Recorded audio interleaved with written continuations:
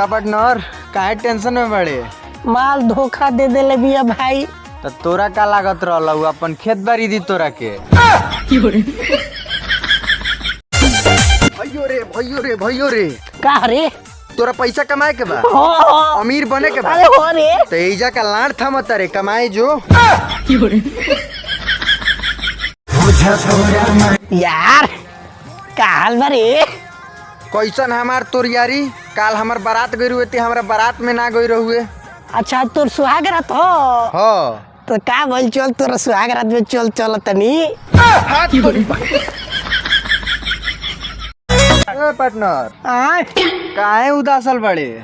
अरे माल के हमारा बियाह नु होता रे। अरे तई बहुत खुशी के बात बा, पूरी सब्जी खाए चले के। बाकी कार्ड हमारा के नहीं के देले। भैयो रे अगर जल्दी अमीर बने के होई त का करे के पड़ी रे? गाड़ मारा के पड़ी।